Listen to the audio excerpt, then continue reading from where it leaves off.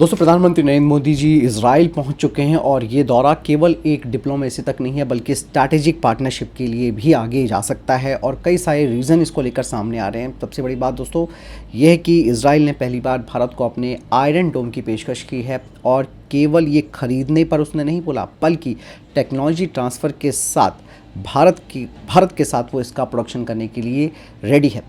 यहाँ पर दोस्तों इसका मतलब बिल्कुल साफ़ हो जाता है कि भारत खुद इस टेक्नोलॉजी को तैयार करेगा।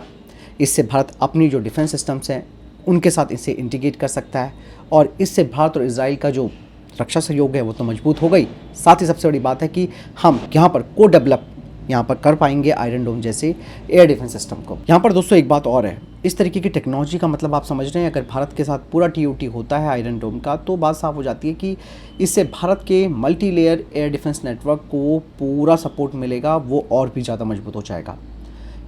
दोस्तों यहाँ पर मैं आपको बता दूँ कि भारत और इजराइल लॉन्ग टर्म रिलेशनशिप को मजबूत कर रहे हैं। रीज़न साफ है कि किस तरीके से इजराइल भी चारों तरफ दुश्मनों से घिरा हुआ है, भारत भी कम नहीं है, भारत के भी आसपास काफ़ी घातक खासकर कि न्यूक्लियर पावर वाले जो देश हैं वो भारत के दुश्मन हैं। तो ऐसे में भारत को चारों तरफ से अपनी सुरक्षा करनी काफ़ी ज़रूरी हो जाती है। हालांकि भारत का अपना खुद का led air defence system already है जिसमें कि MR-SAM, आकाश, पराग और S-400 है, लेकिन सबसे बड़ी बात है कि हमें चाहिए कॉस्ट इफ़ेक्टिव सॉल्यूशन जो कि दुश्मनों के जो ड्रोन्स, उनके क्रूज मिसाइल्स हैं उन्हें कम खर्चे में रोक सके। दोस्तों यहाँ पर एक बात साफ है कि भारत केवल खरीदार नहीं है बल्कि भारत इनका प्रोडक्शन भी करेगा, मेंटेनेंस भी करेगा, अपग्रेड और इंटीग्रेशन इन सब में भागीदार रहेगा। और जैसे मैंने बताया कि ये भारत की multi layer air defence grid को और मजबूत कर सकता है। अब यहाँ पर दोस्तों आयरन डोम के अलावा आयरन बीम की बात भी सामने आई है। आयरन बीम की अगर मैं बात करूँ तो ये एक 100 किलोवाट का लेज़र वेपन है जो ड्रोन, रॉकेट्स को हवा में ख़त्म कर सकता है। कहा जा रहा है कि एक शॉट की लागत काफ़ी कम है इसकी, जबकि आयरन डोम का एक इंटरसेप्टर मिसाइल जो है वो काफ़ी महंगा होता है। अगर दोस्तों ये टेक्नोलॉजी भारत को मिलती है तो भविष्य के ड्रोन्स और रॉकेट हमलों के खिलाफ ये गेम चेंजर साबित हो सकता है। अब सबसे बड़ा मुद्दा तो ये आता है कि आखिर भारत को इजराइल तकनीक क्यों दे रहा है।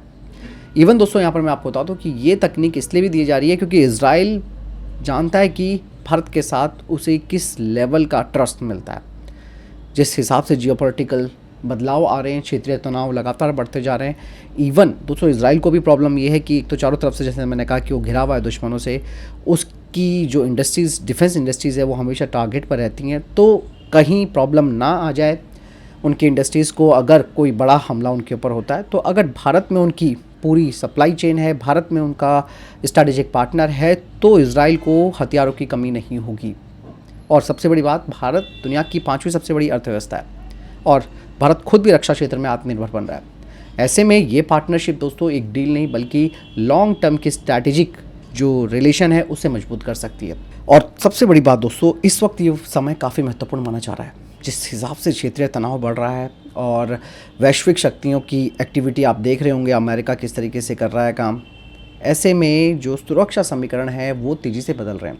और जो डिफेंस एक्सपर्ट्स हैं दोस्तों उनकी भी अलग अलग राय यहाँ पर सामने आई है और उनका भी यही कहना है कि बड़े मिलिट्री स्टेप से पहले गठबंधन को मजबूत किया जाता है ताकि बाद में भारत को या फिर इजराइल को पूरी तरीके से कूटनीतिक रूप से समर्थन मिल सके, सपोर्ट मिल सके और ये एश्योर्ड भी हो। लेकिन दोस्तों यहाँ पर सच तो ये भी है कि भारत की विदेश नीति हमेशा से स्ट्रैटेजिक ऑटोनॉमी पर रही है, इसी पर बेस्ड है। मतलब भारत अपने राष्ट्रीय हितों को ध्यान में रखते हुए फैसला करता है। ऐसे में दोस्तों प्रधानमंत्री जी का ये दौरा जो है वो एक सामान्य दौरा नहीं है बल्कि एशिया और मध्य पूर्व की पॉलिटिक्स में एक नया चैप्टर जोड़ सकता है। और सच्चाई भी दोस्तों कुछ इसी तरीके से बयां होती है। बात साफ है कि भारत और इजराइल के रिश्ते अब सिर्फ व्यापार और रक्षा खरीद तक सीमित नहीं रह गए हैं। अब ये जो सहयोग है वो टेक्नोलॉजी, डिफेंस और स्ट्रैटेजी के नए लेवल पर पहुंच रहे हैं। आने वाले दिनों में ये बात देखने वाली होगी कि ये पार्टनरशिप किस दिशा में आगे जाती है और इसका क्षेत्रीय शक्ति संतुलन पर क्या असर पड़ता है। और सबसे बड़ी बात मैं आपसे पूछना चाहूँगा कि दोस्तों आपको क्या लगता है, क्या ये भारत के लिए एक स्ट्रैटेजिक मास्टर स्ट्रोक है या फिर एक कॉम्प्लेक्स जियोपॉलिटिक्स का खेल का हिस्सा है? क्योंकि प्रॉब्लम दोस्तों यहाँ पर सबसे बड़ी ये है कि भारत एक तरफ हथियारों को खुद से तैयार कर रहा है, इसीलिए भारत सभी देशों के साथ यही बात करता है कि हम आपके साथ हथियारों की डील नहीं बल्कि टीओटी भी करेंगे, यानी कि आप हमें तकनीक दोगे, आप हमारे देश में इन हथियारों को बनाओगे। तो इजराइल और भारत का सहयोग तो इसे देखते हुए दोस्तों काफ़ी पुराना भी है। दोनों ही देश मिलकर कई सारे डिफेंस सिस्टम्स को देश में ही बनाते हैं। और अब ये जो नए हथियारों की पेशकश की गई है, आयरन बीम और आयरन डोम, ये क्या स्ट्रैटेजिक चेंज ला सकता है आगे, ये देखने वाली बात होगी। और सबसे बड़ी बात ये कि दोस्तों इससे कहीं ना कहीं पाकिस्तान और चाइना, इन दोनों को भी टेंशन हो रही होगी कि इजराइल की प्रूवन टेक्नोलॉजी वैसे भी उसका कोई तोड़ इन दोनों देशों के पास नहीं है, लेकिन अगर ऐसे में दोनों देश फिर से साथ आ रहे हैं तो दैट मीन कि भारत पर हमला करने से पहले ये दोनों ही देश 1000 बार सोचेंगे। फिलहाल इस बारे में आपकी क्या राय है, कमेंट सेक्शन में जरूर बताइएगा। मिलता हूं नए वीडियो के साथ। जय हिंद, वंदे मातरम।